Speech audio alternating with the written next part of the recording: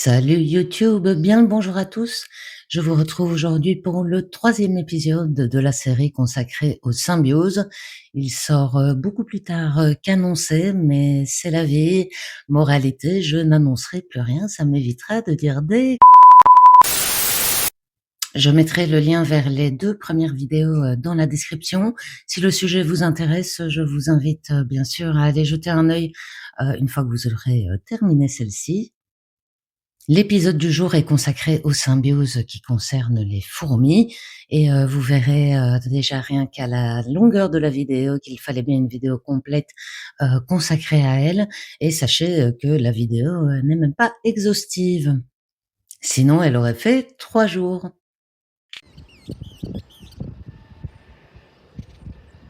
Mais tout d'abord, qui sont les fourmis? On les croise au quotidien, mais prêtons-nous vraiment attention. Les fourmis font partie de ces quelques animaux qui ont réussi à conquérir la planète entière, puisqu'on les trouve partout sur le globe à l'exception des pôles. Donc si d'un pays à l'autre, on côtoie toutes sortes d'animaux, par contre tout le monde est familiarisé avec les fourmis. Bien sûr, selon les régions, on trouve des espèces de fourmis différentes, de manière à ce qu'elles soient toujours le mieux adaptées à leur environnement. Car s'il y a bien un animal qui a une fameuse capacité de résilience, c'est bien la fourmi. On connaît actuellement plus de 16 600 espèces de fourmis différentes. Je vous conseille d'ailleurs le site de ce photographe polonais qui propose une galerie de portraits de fourmis extrêmement impressionnante.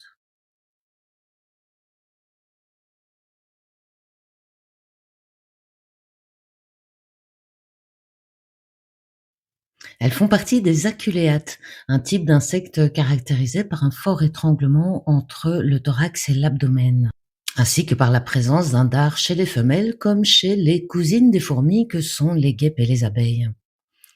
D'ailleurs, si on compare leurs petites bouilles, l'air de famille est indéniable. Et si beaucoup de fourmis ont perdu leurs ailes, on peut tout de même noter que les jeunes reines en sont dotées afin de s'éloigner du nid originel. Il existe même un genre d'intermédiaire qui est la fourmi de velours, qui, comme son nom ne l'indique pas, est une sorte de guêpe chez qui seuls les mâles sont ailés. Les insectes de la famille des aculéates vivent souvent en eusociété.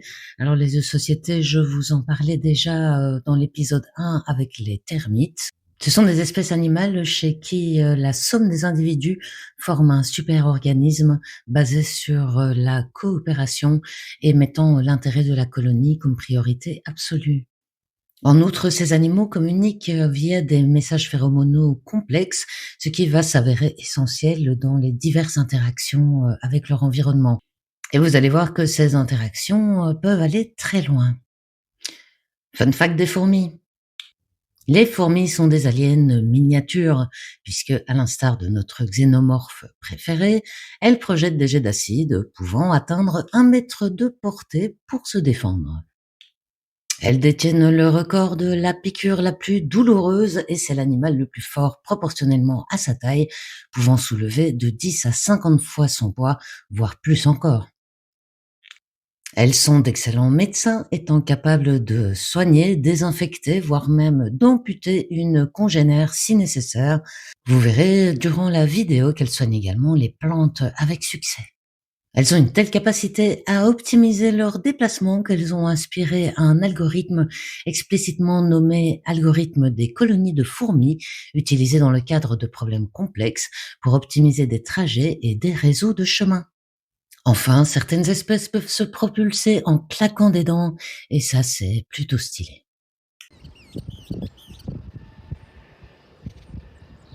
Voici donc un éventail non exhaustif de ces symbioses mutualistes, en précisant toutefois que ces symbioses s'opèrent dans différentes régions avec différents types de fourmis selon les ressources disponibles.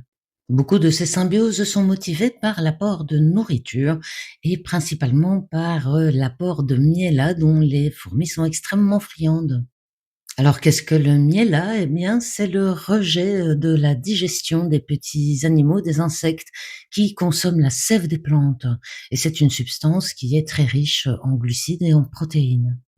C'est ainsi que s'opère la symbiose la plus connue des fourmis, qui est celle avec les pucerons que l'on croise fréquemment dans les jardins, mais sachez qu'elle existe depuis plus de 50 millions d'années.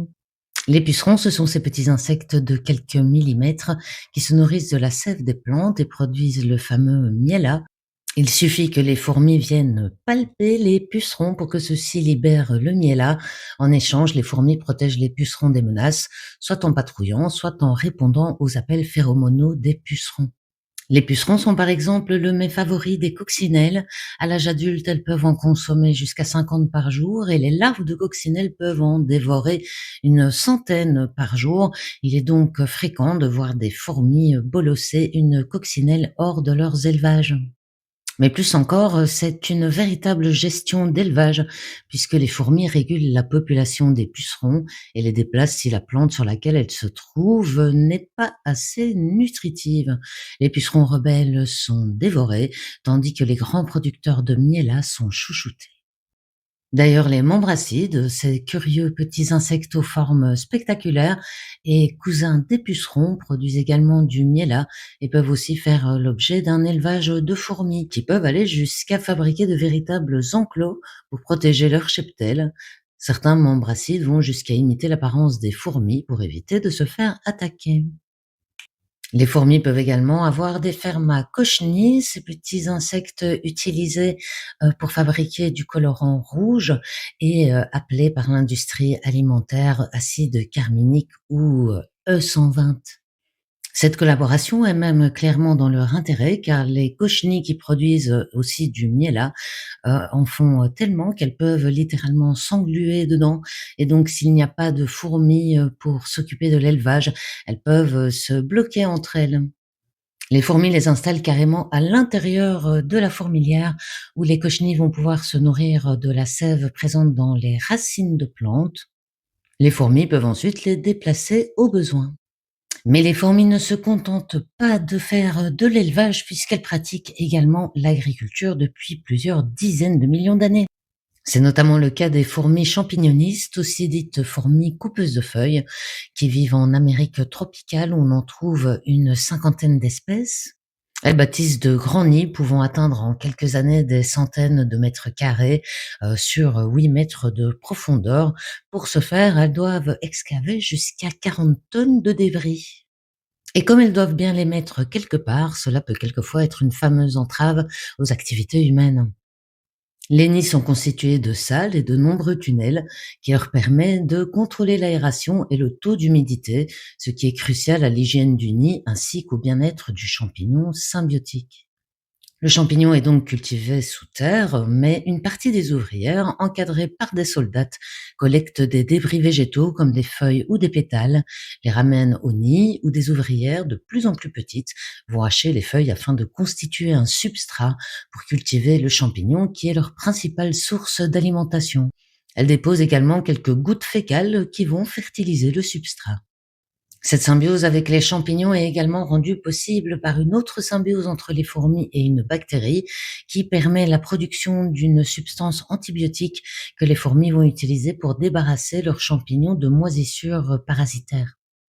Le champignon va développer de petits fruits appelés chouraves qui sera consommé par les fourmis et n'a même plus besoin de se reproduire par lui-même puisque les fourmis vont veiller à sa multiplication en prélevant du mycélium qu'elles vont implanter sur un nouveau substrat. Le destin des 2 espèces est donc intimement lié. D'ailleurs, une jeune reine, lors de son grand départ du nid natal, emporte avec elle aussi bien la bactérie qu'un morceau de mycélium qui sera la souche de sa future colonie. La relation de protection en échange de nourriture peut également s'établir entre les fourmis et certaines espèces de chenilles, mais avec un twist. Par exemple, de nombreuses espèces de Lycaenidae produisent du miella, tout comme les pucerons. Pour certaines, l'association avec les fourmis est facultative, plus comme un bonus à prendre si l'occasion se présente, mais pour d'autres, elle est indispensable. Les chenilles peuvent développer des techniques ingénieuses pour se faire adopter par leurs fourmis préférées. Ainsi, l'azuré de la croisette imite le son émis par la reine de la colonie afin d'être emporté et soigné par celle-ci. Plus complexe encore, le Fengaris ou Azuré du serpolet joue les imposteurs en imitant le signal chimique des fourmis ciblées et se faire inviter dans le nid. La chenille peut alors soit passer en mode VIP, se faire nourrir par trophallaxie, donc par échange de nourriture de bouche à bouche, ou alors activer le mode myrmécophage et se repaître du couvain de ses hôtesses.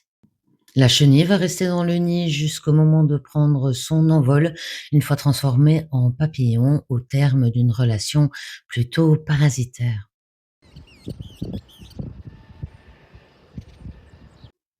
Les fourmis raffolent du bouton like.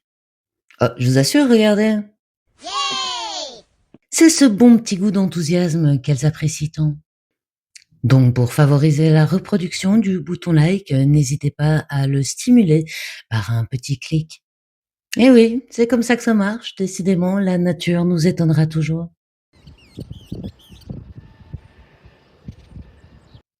Dans mes vidéos précédentes, je vous ai déjà parlé de la finesse et de la complexité des interactions dont sont capables les plantes, mais vous allez voir que quand il s'agit d'attirer et de charmer les fourmis, elles sont capables de déployer tout un arsenal de stratégies différentes. Les broméliacées sont une famille de plantes principalement rencontrées dans les régions tropicales et subtropicales d'Amérique centrale et du Sud, dont le représentant le plus connu est l'ananas. Ces plantes peuvent prendre racine sur le sol, mais également pousser sur un support, comme un arbre ou une roche. Elles ont pour caractéristique une structure en entonnoir, d'où une fleur peut surgir et qui permet de conserver de l'eau. Selon les espèces, ce réservoir peut contenir de quelques millilitres à 10 litres d'eau, provenant à la fois des pluies et de la rosée. Ces petites mares abritent tout un écosystème miniature. Elles jouent aussi un rôle essentiel pour la biodiversité locale durant les sécheresses. Comme la plante fait office de mare, elle accueille un tas d'organismes. Cela peut représenter jusqu'à 30 espèces d'insectes et 300 micro-organismes par plante, permettant notamment à des espèces qui se reproduisent en milieu aquatique de se reproduire et de s'épanouir malgré l'absence de mare au sol. Cela concerne les moustiques, les libellules, les nématodes, mais aussi des amphibiens, des arachnidés et même un crabe symbiotique qui entretient la plante avec soin, ce qui en fait un des rares crabes d'eau douce. De plus, bien qu'ayant plusieurs pollinisateurs, son préféré est le colibri pour qui elle développe un nectar très sucré dont il raffole. C'est donc une plante très active qui entretient de nombreuses interactions et qui intéresse aussi certaines espèces de fourmis, comme la variété Aclea mertensi, qui implante les graines dans les parois de son nid, fait à la base de simples cartons. En grandissant, la plante va former un véritable jardin à fourmis et renforcer la structure du nid au fur et à mesure de sa croissance, offrant un abri à la colonie ainsi qu'une ressource alimentaire de par toutes les petites larves qui vivent sur la plante. En échange, les fourmis s'acquittent de leur rôle de protectrice. On peut aussi noter que deux des espèces de fourmis symbiotiques de la plante vivent elles-mêmes entre elles en symbiose, partageant les mêmes pistes et les mêmes ressources d'approvisionnement. Cela montre bien comment autour d'une seule plante, tout un petit monde peut s'épanouir. Contrairement à certaines croyances, les broméliacées ne sont pas la plus grande source de prolifération des moustiques. En réalité, apparemment, l'acidité de la plante permettrait plutôt de réguler le développement des larves, contrairement aux eaux stagnantes artificielles. Plus brièvement, le cécropia, un arbre de Guyane, entretient une profonde relation avec la fourmi aztéca. Son tronc possède des cavités prêtes à accueillir les fourmis et produit également une substance nutritive que les fourmis peuvent consommer. Mais les fourmis y cultivent également un champignon et ont une technique de chasse coco.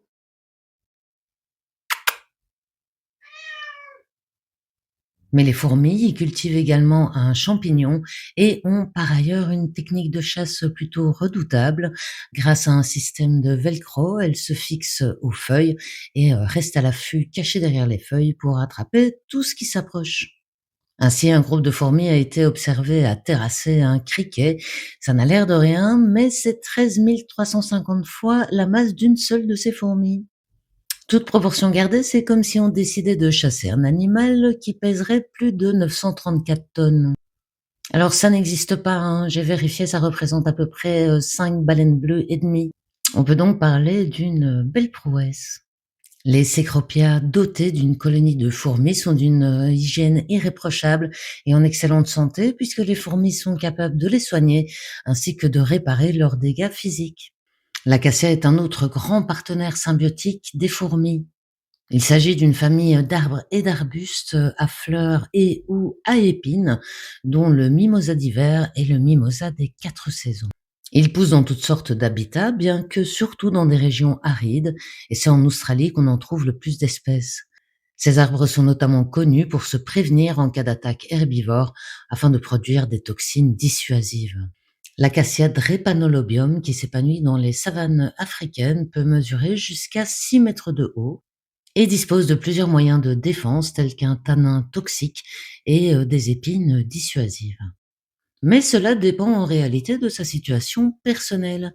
C'est-à-dire que s'il a affaire à de grands herbivores, eh bien il va développer ses épines plus en hauteur, dans le feuillage, tandis que si c'est des petits herbivores, les épines seront plus bas. Mais si l'arbre est peu attaqué, il ne se fatiguera pas vraiment à développer des épines ni du tanin. C'est donc un arbre très alerte et très rationnel dans sa gestion des ressources. Mais le must pour un acacia, c'est d'obtenir une colonie de fourmis symbiotiques. Dans ce cas, l'arbre déploie un arsenal de stratégies afin que les fourmis soient parfaitement accueillies. D'une part, les épines vont pousser de manière démesurée afin que les fourmis puissent y établir leur domicile puisqu'elles sont creuses. D'autre part, l'arbre va développer des ressources alimentaires, à savoir un nectar destiné aux adultes et un petit fruit destiné aux larves. Comme à chaque fois, les fourmis prennent grand soin de leur arbre. Elles éliminent les jeunes pousses qui pourraient le gêner, produisent un antibiotique qui permet de soigner ces maladies. Elles éloignent les prédateurs. Sachez qu'elles sont même capables de repousser un éléphant à grands coups de morsure et de jets d'acide formique. Tout cela en respectant les horaires des pollinisateurs. D'ailleurs, si elles ne le font pas, l'arbre leur rappelle en produisant des fleurs qui émettent un répulsif à fourmis. Cette symbiose est si importante pour l'acacia qu'elle est quasiment obligatoire. Effectivement, un individu qui est dépourvu de colonie a beaucoup de mal à s'épanouir et à survivre. C'est pourquoi l'arbre a encore un tour dans son sac et comme souvent avec les plantes, il s'agit d'une stratégie chimique. C'est-à-dire que l'arbre qui nourrit par son nectar les fourmis va inhiber chez ces dernières la capacité à digérer des sucres complexes comme le miel et donc va en réalité créer une dépendance des fourmis pour leur arbre. Les fourmis ont même conquis les plantes carnivores. Les plantes du genre Nepenthes sont carnivores et se trouvent dans des régions tropicales comme à Madagascar, aux Philippines, au Sri Lanka, etc. Elles sont caractérisées par une urne remplie de liquide qui est un piège pour les insectes qu'elles prédatent. Ce liquide est en réalité un suc digestif et les parois de l'urne sont recouvertes d'une cire qui rend les pattes des insectes glissantes. Les insectes ainsi piégés vont donc se noyer et être lentement digérés. Certaines variétés de cette plante ont même la réputation de pouvoir attraper de petits vertébrés tels que des lézards, des oiseaux ou des petits rongeurs. Ce régime alimentaire a pour but de fournir la plante en azote dont elle manque dans son environnement. Et de nouveau, pour cette plante, le top du top, c'est les fourmis.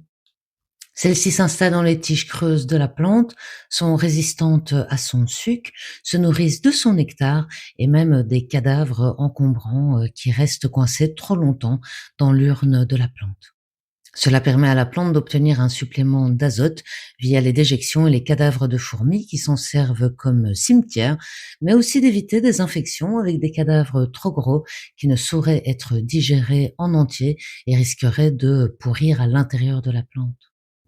Comme dans tous les cas, les Nepenthes qui sont dotés d'une colonie de fourmis sont bien plus épanouis que leurs congénères qui n'ont pas cette chance.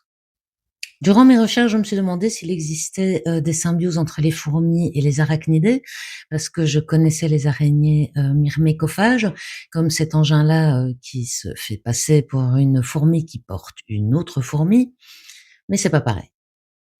Du coup, je suis tombée sur un article de Science Post qui décrit l'étonnante collaboration entre les fourmis légionnaires et l'amygale. Les fourmis légionnaires, fourmis aux immenses mandibules bien connues pour leurs longues colonnes migratoires qui dévorent absolument tout sur leur passage. Mais elles jouent également un important rôle d'assainissement en dévorant tous les déchets qu'elles rencontrent. Ainsi, la mygale, qui possède une épaisse fourrure, dissuade même ces fourmis terrifiantes car trop difficiles à percer et qui donc la laisse tranquille ainsi que ses œufs et en échange, la mygale peut les héberger quand elles ont besoin d'un break.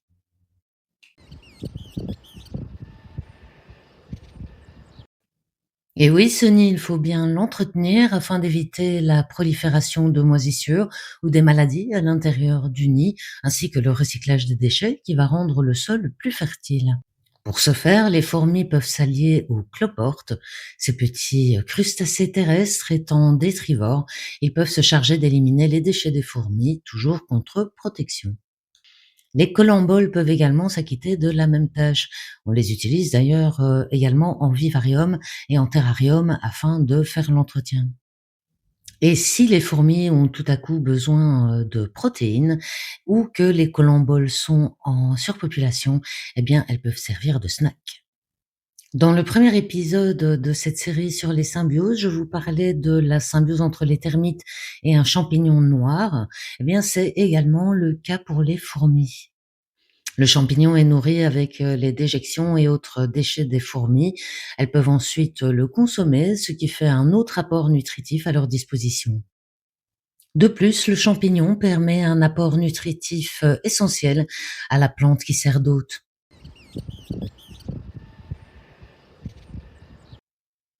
Vu le nombre d'organismes qui cherchent la protection ou l'alliance avec les fourmis, cela montre bien à quel point elles sont respectées et importantes dans la nature.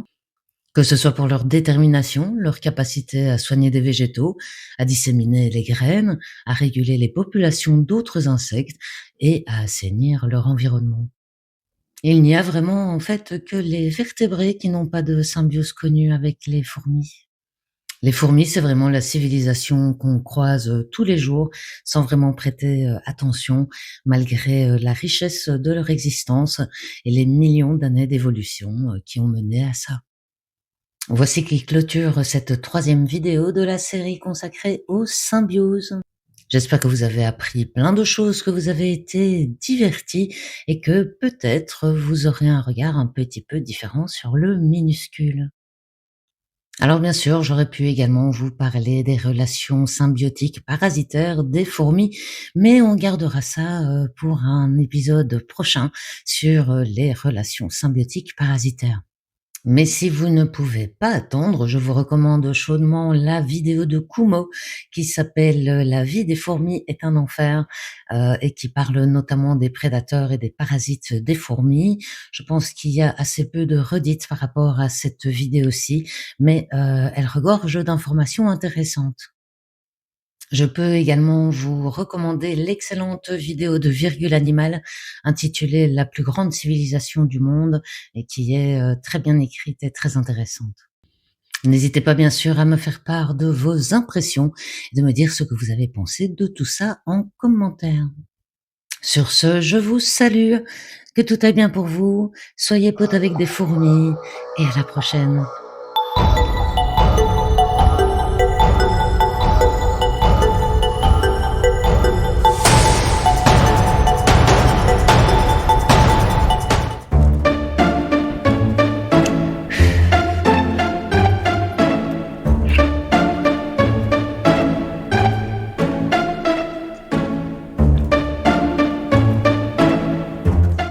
Qu'est-ce que tu... Pourquoi filmes-tu? Je ne suis pas prête. Et toi là, est-ce que je t'ai vu rire? Moi je crois que ça vaut bien un like.